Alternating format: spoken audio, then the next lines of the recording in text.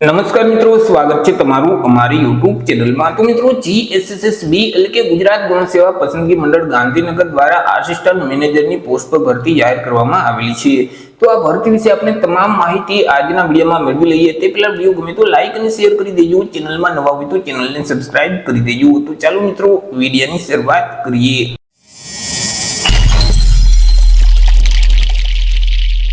તો મિત્રો, આજે ભરતીનું નોટિફિકેશન છે તે જીએસએસબી એટલે કે ગુજરાત ગૌણ સેવા પસંદગી મંડળ ગાંધીનગર દ્વારા બહાર પાડવામાં આવ્યું છે। જીએસએસબી દ્વારા જે માર્ગ અને મકાન વિભાગ હસ્તકની આસિસ્ટન્ટ મેનેજરની 100 જેટલી જગ્યાઓ ખાલી છે।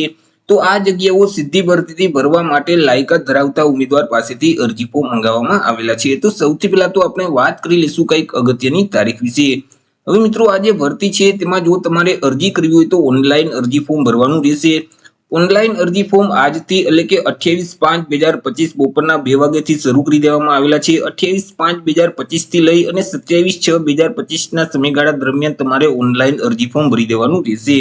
ઓનલાઈન અરજી ફોર્મ જે ઓજાસનું પોર્ટલ છે એટલે કે ojas.gujarat.gov.in નામની જે વેબસાઇટ છે તે વેબસાઇટ ઉપર જઈ 27/6/2025 ના સમયગાળા દરમિયાન અરજી કરવાની રહેશે।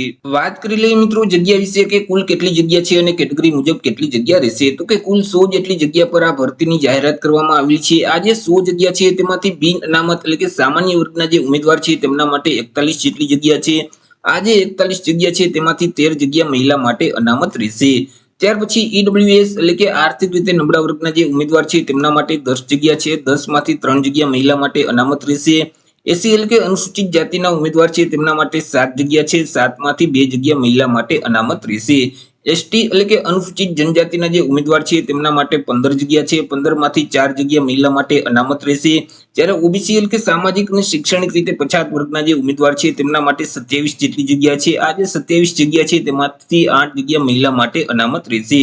આવી રીતે કુલ 100 જેટલી જગ્યા છે તેમાંથી 4 જગ્યા વિકલાંગ વ્યક્તિ માટે, જ્યારે 10 જગ્યા માજી સૈનિક માટે અનામત રહેશે। વાત કરી લઈએ મિત્રો પે સ્કેલ એટલે કે પગાર ધોરણ વિશે કે કયા પગાર ધોરણ મુજબ ઉમેદવારને પગાર આપવામાં આવશે। તો ઉમેદવારોને પ્રથમ 5 વર્ષ સુધી તો ફિક્સ પગાર મળવાપાત્ર થશે।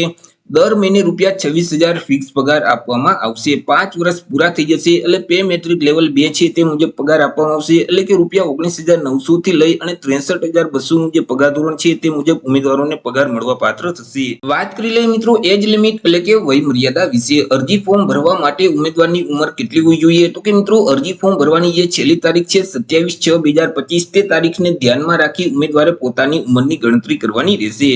27/6/2025 ના રોજ ઉમેદવારની ઉંમર છે તે ઓછામાં ઓછી 18 વર્ષ અને વધુમાં વધુ 37 વર્ષની હોવી જોઈએ। પરંતુ અહીં જે અનામત વર્ગના જે ઉમેદવાર છે તેઓને સરકારશ્રીના ધારાધોરણો મુજબ ઉંમરમાં છૂટછાટ મળવાપાત્ર થશે। જેમ કે સામાન્ય કેટેગરીની જે મહિલા ઉમેદવાર છે તેઓને 5 વર્ષની છૂટછાટ આપવામાં આવશે। અનામત વર્ગના જે તમામ ઉમેદવાર છે તેઓને 5 વર્ષની છૂટછાટ મળવાપાત્ર થશે। દિવ્યાંગતા ધરાવતા જે તમામ ઉમેદવાર છે તેઓને 10 વર્ષની છૂટછાટ આપવામાં આવશે। માજી સૈનિક છે તો તેઓએ જે સંરક્ષણ સેવા બજાવેલ છે તે ઉપરાંત 3 વર્ષની છૂટછાટ મળવાપાત્ર થશે। પરંતુ અહીં મિત્રો કોઈ પણ સંજોગોમાં ઉમેદવારની ઉંમર છે તે 45 વર્ષ કરતા વધવી ન જોઈએ। જો ઉમેદવારની ઉંમર 45 વર્ષ કરતા વધી જતી હશે તો તેવા સંજોગોમાં ઉંમરમાં છૂટછાટ મળવાપાત્ર થતી નથી। વાત કરી લઈએ મિત્રો એજ્યુકેશન ક્વોલિફિકેશન એટલે કે શૈક્ષણિક લાયકાત વિશે। અરજી ફોર્મ ભરવા માટે ઉમેદવારની શૈક્ષણિક લાયકાત કેટલી હોવી જોઈએ? તો કે ઉમેદવારોએ કોઈ પણ સરકાર માન્ય યુનિવર્સિટીમાંથી ડિપ્લોમા અથવા તો ડિગ્રીમાં હોટલ મેનેજમેન્ટનો કોર્સ છે અથવા તો મિત્રો હોટલ મેનેજમેન્ટ એન્ડ કેટરિંગ ટેકનોલોજીનો કોર્સ છે તે પાસ કરેલ હોવો જોઈએ। અથવા તો બેચલર ડિગ્રીમાં હોસ્પિટાલિટી એન્ડ હોટલ એડમિનિસ્ટ્રેશનની ડિગ્રી છે તે પાસ કરેલ હોવી જોઈએ। અથવા તો મિત્રો હોટલ મેનેજમેન્ટ એન્ડ ટુરિઝમમાં બીબીએ એટલે કે બેચલર ઓફ બિઝનેસ એડમિનિસ્ટ્રેશનની ડિગ્રી છે તે પાસ કરેલ હોવી જોઈએ। અથવા તો ઇન્ટરનેશનલ હોસ્પિટાલિટી એડમિનિસ્ટ્રેશનમાં બેચલર ઓફ આર્ટ્સની ડિગ્રી છે તે પાસ કરેલ હોવી જોઈએ। અથવા તો કેટરિંગ સાયન્સ એન્ડ હોટલ મેનેજમેન્ટમાં બેચલર ઓફ સાયન્સની ડિગ્રી છે તે પાસ કરેલ હોવી જોઈએ। અથવા તો ટુરિઝમ એન્ડ હોટલ મેનેજમેન્ટમાં માસ્ટર ઓફ બિઝનેસ એડમિનિસ્ટ્રેશન એટલે કે એમબીએ ની ડિગ્રી છે તે પાસ કરેલ હોવી જોઈએ। અથવા તો પોસ્ટ ગ્રેજ્યુએશનમાં diploma in tourism and hotel મેનેજમેન્ટનો કોર્સ છે તે પાસ કરેલ હોવો જોઈએ। તે સિવાય તો કે ઉમેદવાર પાસે બેઝિક કોમ્પ્યુટરનું નોલેજ હોવું જોઈએ। ઉમેદવાર છે તે ગુજરાતી ભાષાના અથવા તો હિન્દી ભાષાના અથવા તો બંને ભાષાના જાણકાર હોવા જોઈએ. વાત કરી લઈએ મિત્રો કોમ્પ્યુટર સર્ટિફિકેટ વિશે કે કોમ્પ્યુટરનું સર્ટિફિકેટ કયું માન્ય ગણવામાં આવશે. તો કે મિત્રો અહીં જે બેઝિક કોમ્પ્યુટરનો કોર્સ છે તે ઉમેદવારોએ કોઈ પણ તાલીમ આપતી સંસ્થામાંથી પાસ કરેલ હશે અને તેનું પ્રમાણપત્ર અથવા તો ઉમેદવાર પાસે માર્કશીટ હશે તો તે માન્ય ગણવામાં આવશે. અથવા તો સરકાર માન્ય યુનિવર્સિટી છે અથવા તો સરકાર માન્ય કોઈ પણ સંસ્થા છે તેમાંથી કોમ્પ્યુટર જ્ઞાન સંબંધિત કોઈ પણ ડિપ્લોમામાં અથવા તો ડિગ્રીનો સર્ટિફિકેટ કોર્સ પાસ કરેલ હશે અને તેનું પ્રમાણપત્ર ઉમેદવાર પાસે હશે તો પણ તે માન્ય ગણવામાં આવશે. અથવા તો મિત્રો ડિગ્રી કે ડિપ્લોમાનો જે અભ્યાસક્રમ છે તેમાં એક વિષય કોમ્પ્યુટર રાખેલું હોય ઉમેદવારોએ અને તે કોમ્પ્યુટર વિષય સાથે તે ડિગ્રી પાસ કરેલ હશે અને તેનું પ્રમાણપત્ર ઉમેદવાર પાસે હશે તો પણ તે માન્ય ગણવામાં આવશે.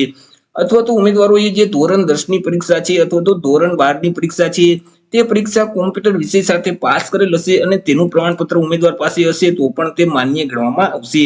તે સિવાય મિત્રો અરજી ફોર્મ ભરો છો ત્યારે મિત્રો જો તમારી પાસે કોમ્પ્યુટરનું પ્રમાણપત્ર નથી તો પણ તમે ઉમેદવારી નોંધાવી શકશો, અરજી ફોર્મ ભરી શકશો. પરંતુ જ્યારે તમને નિમણૂક આપવામાં આવે ત્યારે મિત્રો તમારે બેઝિક કોમ્પ્યુટરનો કોર્સ તમે પાસ કરેલ છે તે અંગેનું તમારે પ્રમાણપત્ર છે તે ફરજિયાત તમારે આપવાનું રહેશે. તો ત્યારે મિત્રો તમે પ્રમાણપત્ર રજૂ નહીં કરી શકો તો તમારી પસંદગી છે તે ત્યારે રદ કરી દેવામાં આવશે. મિત્રો અહીં જે સામાજિક અને શૈક્ષણિક રીતે પછાત વર્ગના જે ઉમેદવાર છે તો તેઓએ નોન ક્રિમિનલ સર્ટિફિકેટ આપવાનું રહેશે. તમે જ્યારે અરજી ફોર્મ ભરશો એટલે નોન ક્રિમિનલ સર્ટિફિકેટની વિગત છે તે તમારે આપવાની રહેશે. હવે મિત્રો આ જે નોન ક્રિમિનલ સર્ટિફિકેટ છે તે રાજ્ય સરકારની નોકરી માટે ગુજરાતી ભાષામાં જ હોવું જોઈએ. મિત્રો આ જે સર્ટિફિકેટ છે તે 1/4/2023 પછી તમે કઢવેલ હોવું જોઈએ. 1/4/2023 થી લઈ અરજી ફોર્મ ભરવાની જે છેલ્લી તારીખ છે 27/6/2025 તે સમયગાળા દરમિયાન તમારે નોન ક્રિમિનલ સર્ટિફિકેટ કઢવેલ હોવું જોઈએ અને તે સર્ટિફિકેટ જ માન્ય ગણવામાં આવશે.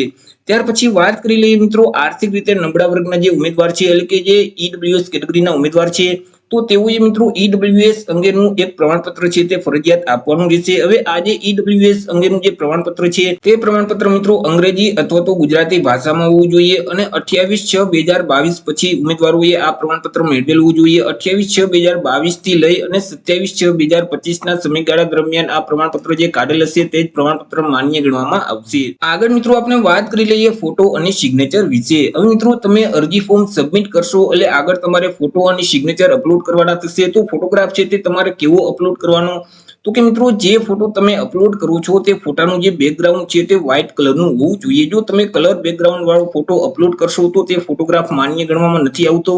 એ મિત્રો ફોટાનું જે બેકગ્રાઉન્ડ છે તે વ્હાઇટ કલરનું જ હોવું જોઈએ. ત્યાર પછી મિત્રો તમે જે ફોટો અપલોડ કરો છો તો તેની નીચે ફોટો પડાવ્યાની તારીખ છે તે તમારે લખવાની રહેશે. ખાસ ધ્યાન રાખજો મિત્રો ફોટાની નીચે જે તારીખ લખવાની છે તે ફોટો તમે જે પડાવ્યો છે તે તારીખ તમારે લખવાની છે, નહીં કે તમારી જન્મ તારીખ. અને આ જે તારીખ છે તે 1 વર્ષ કરતા પહેલાની ન હોવી જોઈએ. મિત્રો જો 1 વર્ષ કરતા જૂનો ફોટો હશે તો તે ફોટોગ્રાફ માન્ય ગણવામાં આવતો નથી. ફોટાની નીચે 1 વર્ષ પહેલાની તારીખ તમારે નથી લખવાની. મિત્રો અહીં તાજેતરનો પાસપોર્ટ સાઇઝનો ફોટોગ્રાફ પડાવી અને તેની તારીખ નીચે લખી અને વ્હાઇટ બેકગ્રાઉન્ડમાં તમારે ફોટો છે તે અપલોડ કરવાનો થશે. અને મિત્રો ફોટોગ્રાફની 4 થી 5 કોપી કઢાવી અને તમારી પાસે જ રાખવાની રહેશે. જ્યારે મિત્રો તમારા પાસે જ્યારે ડોક્યુમેન્ટ વેરિફિકેશન કરવામાં આવશે તો ત્યારે તમે જે ફોટોગ્રાફ અપલોડ કરેલ છે તે જ ફોટોગ્રાફ તમારે રજૂ કરવાનું રહેશે. જો મિત્રો અલગ અલગ તબક્કામાં જુદો જુદો ફોટોગ્રાફ તમે રજૂ કરશો તો તમારી નિમણૂક છે તે રદ થઈ શકે છે. વાત કરી લઈએ મિત્રો એક્ઝામ ફી એટલે કે પરીક્ષા ફી વિશે કે કયા ઉમેદવારોએ કેટલી પરીક્ષા ફી ભરવાની રહેશે. તો એ મિત્રો તમામ વર્ગના ઉમેદવારોએ પરીક્ષા ફી છે તે ભરવાની છે કે જેમાં બિન અનામત વર્ગના જે પુરુષ ઉમેદવાર છે તેઓએ પરીક્ષા ફી તરીકે ₹500 ભરવાના રહેશે. તે સિવાય બાકી જે અનામત વર્ગના જે ઉમેદવાર છે જેમ કે તમામ કેટેગરીની મહિલા ઉમેદવાર છે, સામાજિક અને શૈક્ષણિક રીતે પછાત વર્ગના ઉમેદવાર છે, અનુસૂચિત જાતિ અનુસૂચિત જનજાતિના ઉમેદવાર છે, આર્થિક રીતે નબળા વર્ગના ઉમેદવાર છે, દિવ્યાંગ ઉમેદવાર છે, માજી સૈનિક છે, તો આ તમામ અનામત વર્ગના જે ઉમેદવાર છે તેઓએ પરીક્ષા ફી તરીકે ₹400 ભરવાના રહેશે. પરંતુ મિત્રો તમે પરીક્ષામાં હાજર રહેશો તો તેવા સંજોગોમાં તમે જે પરીક્ષા ફી ભરેલ છે તે ફી તમને પરત કરી દેવામાં આવશે. પરીક્ષા ફી છે તે મિત્રો તમારે ઓનલાઈન જ ભરવાની રહેશે. 30/6/2025 ના સમયગાળા દરમિયાન તમારે મિત્રો ઓનલાઈનના માધ્યમથી પરીક્ષા ફી ભરી દેવાની રહેશે. તમે net banking, credit card, debit card અથવા તો યુપીઆઈ ના માધ્યમથી ઓનલાઈન પરીક્ષા ફી ભરી શકશો. વાત કરી લઈએ મિત્રો સિલેક્શન પ્રોસેસ વિશે કે ઉમેદવારનું સિલેક્શન કેવી રીતે કરવામાં આવશે. તો ઉમેદવારનું સિલેક્શન છે તે મિત્રો એક સ્પર્ધાત્મક પરીક્ષાના માધ્યમથી કરવામાં આવશે. આ જે પરીક્ષા છે તે હેતુલક્ષી રહેશે એટલે કે તેમાં MCQ પ્રકારના પ્રશ્ન પૂછવામાં આવશે. તમને જે ક્વેશ્ચન પેપર આપવામાં આવશે તેમાં મિત્રો અલગ અલગ 2 વિભાગ હશે. વિભાગ A અને વિભાગ B બંને વિભાગ ફરજિયાત આપવાના રહેશે અને બંને વિભાગમાં પાસ થવું ફરજિયાત રહેશે.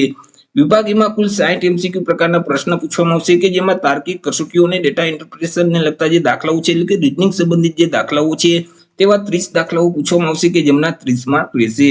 ત્યાર પછી ગણિત સંબંધિત જે દાખલાઓ છે તેવા પણ 30 દાખલાઓ પૂછવામાં આવશે કે જેમના પણ 30 માર્ક રહેશે. આવી રીતે વિભાગ એમાં કુલ 60 MCQ પ્રકારના પ્રશ્ન પૂછવામાં આવશે. એક પ્રશ્નનો 1 માર્ક એટલે 60 માર્કનો વિભાગ એ રહેશે. ત્યાર પછી વિભાગ બી માં 150 MCQ પ્રકારના પ્રશ્ન પૂછવામાં આવશે કે જેમાં ભારતનું બંધારણ છે, વર્તમાન પ્રવાહ છે, ગુજરાતી અને ઇંગ્લિશ ગ્રામર સંબંધિત 30 પ્રશ્ન પૂછવામાં આવશે કે જેમના 30 માર્ક રહેશે.